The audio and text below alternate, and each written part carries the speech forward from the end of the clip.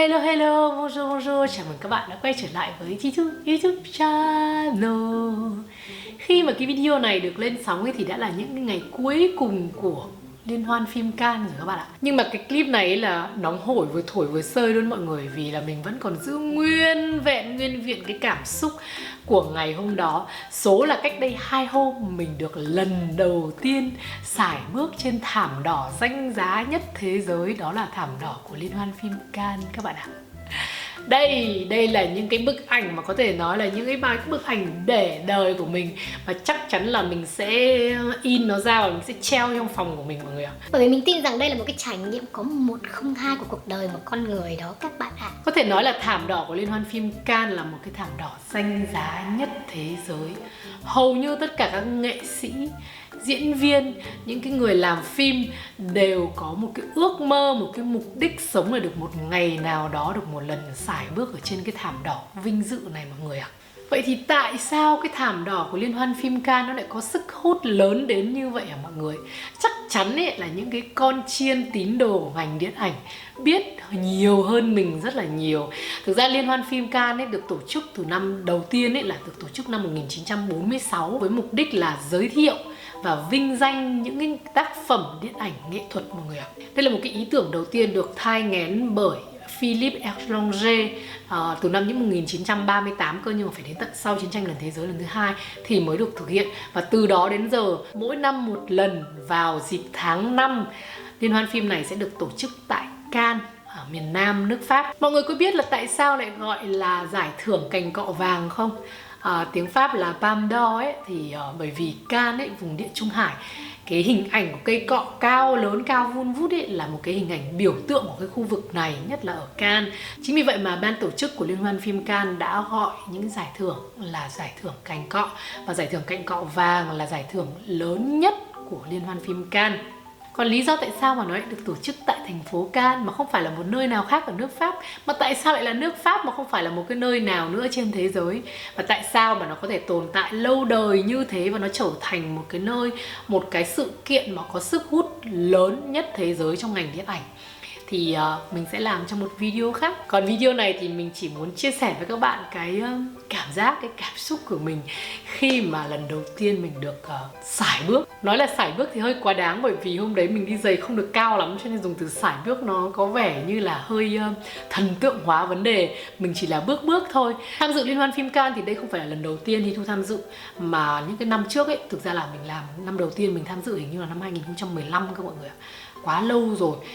Và những cái lần trước thì thực sự là mình đi để làm việc, chứ lần này là lần đầu tiên mà được tham dự với tư cách là khách mời. Thứ nhất là không phải làm việc, chỉ có ăn chơi nhảy múa. Thứ hai nữa là được một cái tư cách hoàn toàn khác. Còn liên hoan phim năm nay thì cũng là một cái sự trở lại rất là hoành tráng, chứng tỏ cái chiến thắng của con người đối với dịch bệnh. Đấy là đại dịch Covid-19. Bởi vì đại dịch Covid-19 đã làm hủy đi cái kế hoạch của liên hoan phim Cannes năm 2020. Rồi năm 2021 thì có tổ chức, nhưng tổ chức vào tháng 7 và rất là quy mô rất là nhỏ. Cho nên năm nay là một cái sự trở lại rất là bùng nổ luôn. Và đây cũng là một cái năm đánh dấu 30 năm có sự trở lại của Tom Cruise. Và cái ngày mà mình bước lên thảm đỏ cũng là ngày trình chiếu premiere của phim Top Gun của Tom Cruise và dàn cast, và cũng lúc đó anh ấy được giải luôn mọi người ạ. Chia sẻ một chút với các bạn về cái trải nghiệm của mình ấy, thì thực sự với các bạn là đến bây giờ mình cũng vẫn đang kiểu như vẫn còn lâng cảm xúc. Từ bé đến giờ ấy thì mình chưa bao giờ có một cái ước mơ trở thành người nổi tiếng cả. Trước đây hồi còn bé thì mình ước mơ trở thành diễn viên, nhưng mà cái giấc mơ trở thành diễn viên, mà nhất là trở thành diễn viên hài ấy, thì không phải là để trở thành người nổi tiếng, mà đơn giản một điều rằng là mình là một người rất là tò mò, và mình luôn đặt một câu hỏi khi còn nhỏ là Ủa, nếu như mà mình làm bác sĩ thì như nào nhỉ? Nếu mà làm cô công an thì sẽ ra sao? Mình sẽ bắt tội phạm, mình sẽ này thế kia. Nói chung là một cái sự tò mò rất là trẻ con thôi. Và mình nghĩ rằng muốn biết như vậy chỉ có làm diễn viên. Bởi diễn viên thì ngày hôm nay mình làm bác sĩ, ngày mai mình làm cô giáo, ngày 3 nữa thì mình làm công an, đâu có khác gì đâu. Thì mình biết hết tất cả mọi thứ trên cái trò đời này. Thì đấy chỉ là một cái câu chuyện nhỏ thôi. Nhưng mà nói thật với các bạn là khi mà mình đặt chân đến cái thảm đỏ đấy, đến cái bước thảm đỏ đấy, tiếc là mình sẽ chỉ để cho các bạn những cái hình ảnh ở phía bên tay phải này những cái hình ảnh về liên hoan phim mà mình quay bằng cái iPhone của mình, tức là những cái trải nghiệm của mình mấy ngày hôm đó.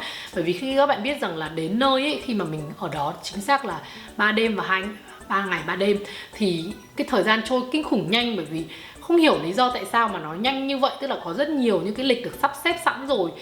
Ví dụ như là đến mấy giờ là mình ăn sáng, xong rồi sau đó mình gặp gỡ người này gỡ người kia, tức là liên tục. Với thứ hai nữa là mình không phải là người nổi tiếng, cũng chẳng phải là diễn viên điện ảnh hay gì cả, cho nên là mình đi với cả cái tư thái rất chi là một khách mời thôi, một vị khách mời thôi. Cho nên là mình chỉ quay và lưu lại những cái kỷ niệm của mình bằng một cái trong cái iPhone của mình thôi. Và hơn nữa ấy, thì khi mà các bạn bước chân đến cái thảm đỏ thì hoàn toàn điện thoại là bị cấm nha mọi người. Cấm selfie, cấm hết tất cả mọi điện thoại. Đấy cũng là một cái quyết định khá là thú vị của Liên hoan phim Cannes ấy. Vì trước đây khi có một cái đợt thời gian mà nó bị loãng quá, khi mà tất cả các khách mời cầm lên đến thảm đỏ xong cầm điện thoại quay rồi là chụp hình selfie nó không được đẹp. Vậy cho nên là họ đã xóa hoàn toàn bộ vậy, mà chỉ phát ra những cái hình ảnh official của Liên hoan phim Cannes thôi. Trở lại sự kiện sải bước ở trên thảm đỏ Liên hoan phim Cannes ấy, thì mình được đón bởi hãng xe BMW.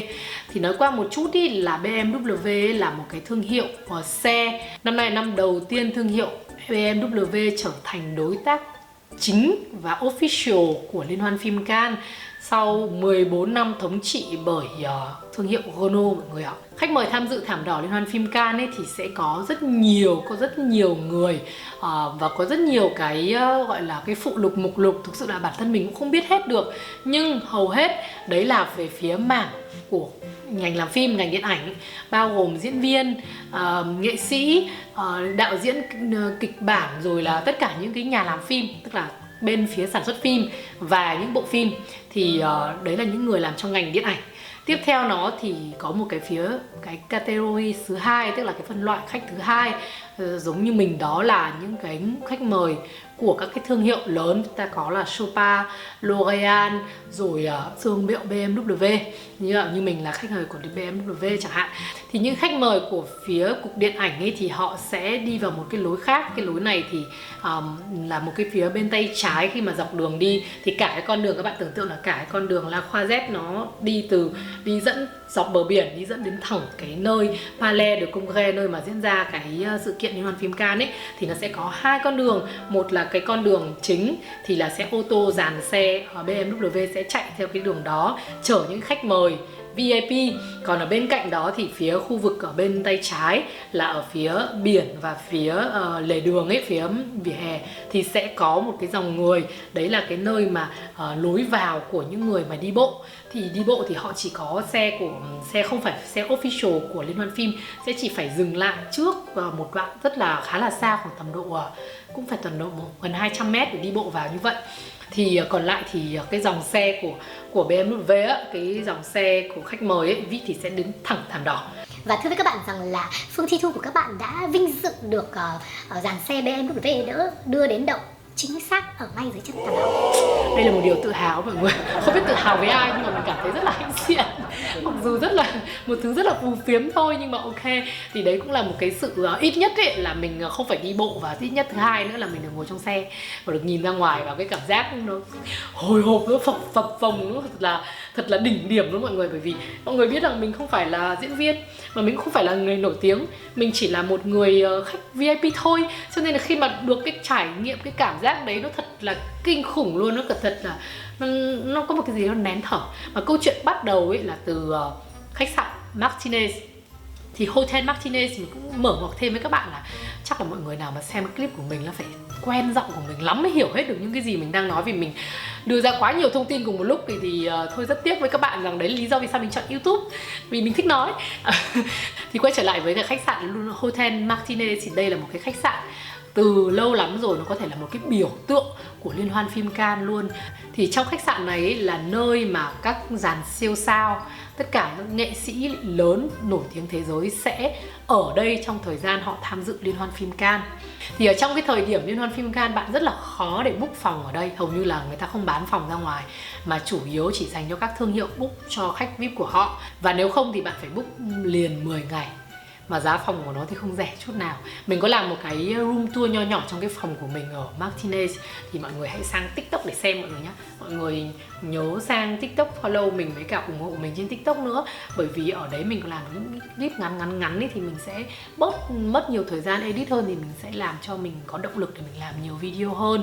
Nhưng mà thực ra mình sẽ không rời bỏ YouTube đâu, bởi vì mình thích YouTube quá mà. Ở đây mình được nói nhiều hơn là nhiều, và mọi người thì vẫn cứ nghe. Và mọi người cũng nhớ comment tương tác với mình ở phía bên dưới nhá. Không phải là mình không đọc comment đâu, chỉ là không có thời gian trả lời thôi, chứ còn comment nào cũng đọc hết ý mọi người ạ. Rồi bây giờ quay trở lại với khách sạn Martinez. Thì khách sạn Martinez ý, trong cái thời gian mà liên hoan phim diễn ra ấy, thì họ có một cái dàn security cực kỳ hùng hậu, và họ rất là nghiêm ngặt. Bởi vì sao? Bởi vì nếu không thì fan tràn vào liên tục, cứ bắt đầu từ 2 giờ chiều trở đi là các bạn sẽ có một dàn người, nào là paparazzi này, rồi là người hâm mộ này sẽ đứng đấy chờ sẵn. Đấy là lý do vì sao mà ở đây ấy không phải ai ra vào cũng được, mà chỉ có một là khách của khách sạn là đang ở những cái phòng ngủ ở trên đó, hai là những người của ban tổ chức liên hoan phim Cannes, ba là những cái khách mời của đến tham dự những cái chương trình, ví dụ như là ở trên rooftop của Martinez là luôn luôn có những cái event của thương hiệu Chopard, vì Chopard là một cái thương hiệu official tham gia đối tác trực tiếp và official nhất của liên hoan phim Cannes, thì những cái người đấy mới được vào, còn lại không thì không được vào. Vậy thì cái cách tốt nhất mà đến gần với thần tượng của mình nhất ấy, những cái siêu sao thế giới các bạn, thì các bạn có thể thuê phòng ở khách sạn Martinez. Nhưng mà những cái phòng này thì không được bán ra ngoài một cách đơn giản, mà thường sẽ phải các bạn book luôn 10 ngày và phải book rất là lâu trước đó. Và mỗi phòng của nó thì mình không biết chính xác là bao nhiêu tiền, nhưng mà chắc là mắc, mình nghĩ cơ cái phòng của mình ở chắc cũng phải tầm độ 3.000, khoảng gần 80 triệu đến 100 triệu một đêm. Bên cạnh Martinez thì các bạn còn có Majestic này, rồi các bạn còn có Marriott này, tất cả những cái khách sạn lớn 5 sao cùng nằm ở trên cái mặt biển. Cái con đường La Croisette dẫn đến Palais du Congrès là nơi mà diễn ra cái sự kiện của liên hoan phim Cannes đấy, thì hầu như là đều có ở đó.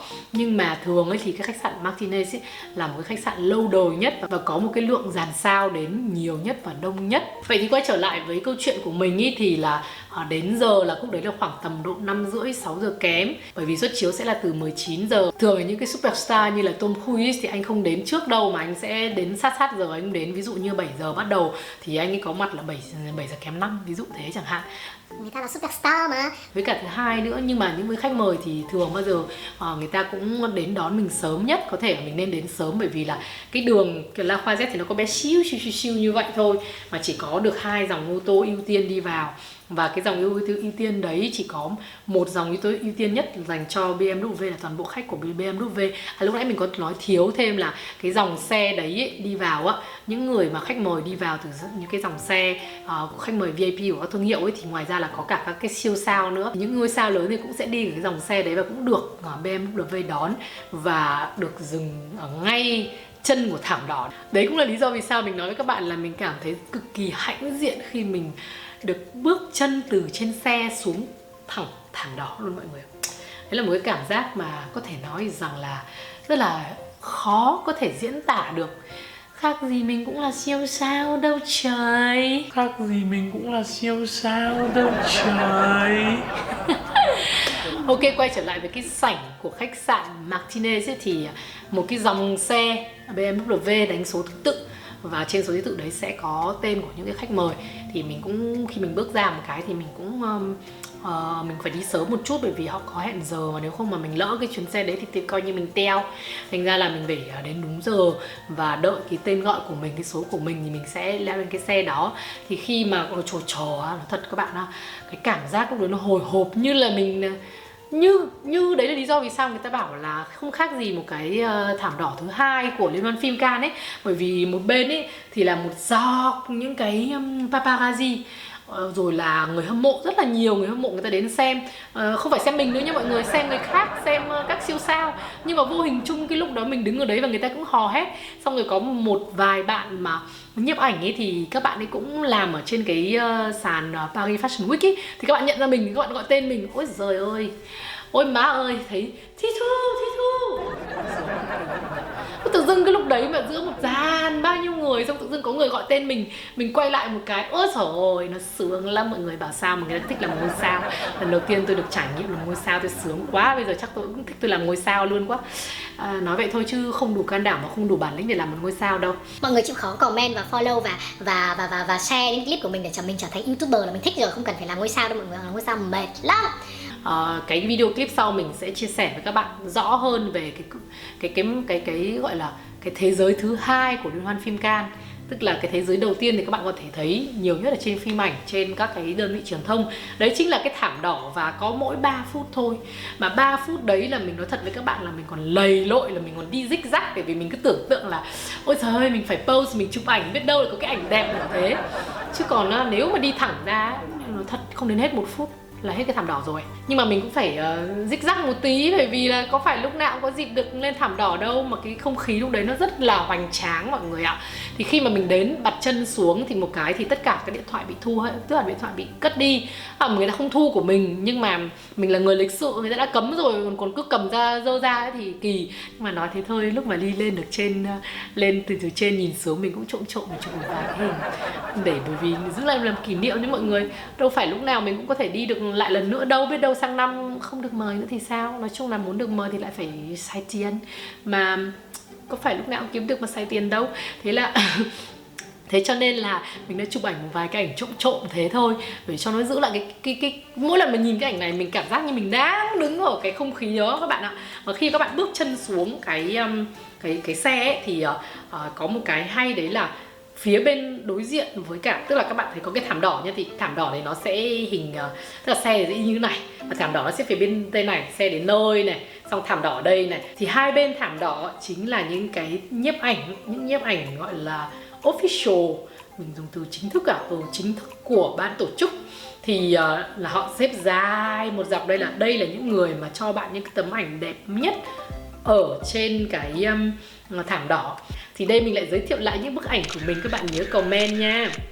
Xong rồi phía bên tay phải, tức là đúng rồi, ok, bên tay trái thì là thảm đỏ, thì bên tay phải vì xe mình đi giữa như này không, bên tay phải thì sẽ là người hâm mộ, một dàn những người hâm mộ và các paparazzi, những nhiếp ảnh gia. Thì ở đây ấy, các bạn biết không, ở đây ấy là người ta xếp hàng để các bạn đến được gần nhất. Ví dụ như là Tom Cruise ấy, thì Tom Cruise có đến ký tên từng người cho những người mà ở cái hàng đầu tiên. Mà bạn biết không, các bạn họ còn mang ghế nữa cơ, bởi vì tự dưng cái dàn nó cao ngút trời lên, mà bình thường ban ngày nó không có cái gì ở trên đấy, là họ cứ mang ghế lên, họ trèo lên, xong người này người kia trèo, cứ ghế cứ càng đằng sau thì càng ghế càng cao lên, thì mọi người biết là cực kỳ là đông luôn ấy. Khi mà mình bước xuống một cái thì toàn bộ cái không khí ghi là wow, nó vỗ tay, nó hét hò, nó là âm thanh, nó xáo trộn. Ôi chao ơi, cái không khí của nó kinh khủng lắm. Tất cả mọi người hò hét, tất cả mọi người vỗ tay, xong tất cả mọi người tiếng máy ảnh tách. Xong mình đứng đâu có người, tất cả mọi người, mình cảm giác lúc đấy 1000 cái máy ảnh chữa về, các bạn thử tưởng tượng đi. Nhưng bạn nào mà đang xem video clip của mình nhưng mà sau này các bạn có một thể là có cái cơ hội để đến thảm đỏ ấy, thì mình vẫn khuyên là các bạn nên đi sớm. Bởi vì khi các bạn đi sớm thì các bạn sẽ có được những bức ảnh đẹp, vì lúc đấy không có nhiều người, chưa có nhiều người. Còn khi mà ví dụ như là đến lúc mà Tom Cruise anh ấy đến rồi ấy, thì thật với các bạn rằng là cái thảm đỏ nó chít người, chắc gì bạn đã có được một bức hình đẹp là một. Với cả cái thứ hai ấy, là tất cả mọi cái ánh nhìn, tất cả cái sự chú ý nó sẽ rơi vào siêu sao chứ không phải là các bạn. Cho nên là nếu mà muốn có cái cảm giác mà 100% ấy, thực sự với các bạn là lúc đấy mình nhắc lại với các bạn là 3 phút cuộc đời mình, bao nhiêu năm cuộc đời đánh đổi cho 3 phút bước trên thảm đỏ. Chắc cũng nhiều người sẵn sàng đấy mọi người ạ, bởi vì cái cảm giác nó kinh khủng lắm. Mà thực sự luôn, tức là không phải mỗi kiểu mình hay là những người làm trong ngành nghệ thuật, những người làm trong cái nghề nền công nghiệp điện ảnh hay nền công nghiệp thời trang, mà những cái thứ nền công nghiệp âm nhạc nữa, thì đây là 3 cái thứ nền công nghiệp giải trí nó liên quan đến nhau ấy. Thì thật sự với các bạn là thích lắm. Không biết nói gì hơn, thích lắm, chỉ dùng từ thích thôi. Cảm giác nó hồi hộp, nó căng phồng, nó rất là hay. Ok, thì sau đó thì mình bước đi hết cái thảm đỏ đấy, thì mình bắt đầu bước lên bậc cầu thang. Bậc cầu thang thì trông thế thôi nhanh lắm, vèo một cái là hết rồi. Mình tiếc lắm, giá mà có được đi lại lần nữa thì mình sẽ đi thật là chậm, và mình sẽ mặc một cái váy thật là to, để vì mình có cớ để mình đi chậm. Hôm đấy thì mình mặc một cái jumpsuit màu đen, thì có rất nhiều lựa chọn. Mình có lựa chọn một cái váy màu vàng, màu da cam rất là nổi bật. Nhưng mà lúc đó thì kiểu như mình cảm thấy là mình thích có một cái bộ đồ mà nó hợp với cá tính của mình hơn, cho nên là mình đã chọn bộ jumpsuit. Tại vì nó hợp với cả cái con người mình là một con người làm việc trong ngành thời trang, chứ không phải là một nghệ sĩ mà váy bướm lồng lộn. Nhưng nếu có lần sau ấy thì mình sẽ làm một cái váy bướm lồng lộn để cho mình thực sự là trải nghiệm được một lần trở thành nghệ sĩ nổi tiếng. Đó, thì ok, cái video này thì mình muốn chia sẻ với các bạn một chút về cái trải nghiệm của mình thôi. Còn đến cái video clip sau, nếu như mà các bạn thật sự muốn thì mình sẽ làm một cái clip thứ hai về Liên hoan phim Cannes. Ai là những cái khách mời của Liên hoan phim Cannes? Liên hoan phim Cannes tại sao lại trở thành một cái sức hút như vậy đối với truyền thông thế giới? Liên hoan phim Cannes tại sao nó lại có thể trở thành một cái biểu tượng đến như vậy? Trên thế giới cũng có Grammy, cũng có Met Gala và có rất nhiều những cái sự kiện khác nữa. Nhưng tại sao Liên hoan phim Cannes vẫn trở thành một cái sự kiện quan trọng và danh giá nhất thế giới trong ngành điện ảnh? Ok, video của mình kết thúc tại đây rồi, và hẹn gặp lại các bạn trong những video clip sắp tới. Nhớ comment và share video cho mình nhé. Bisous bisous.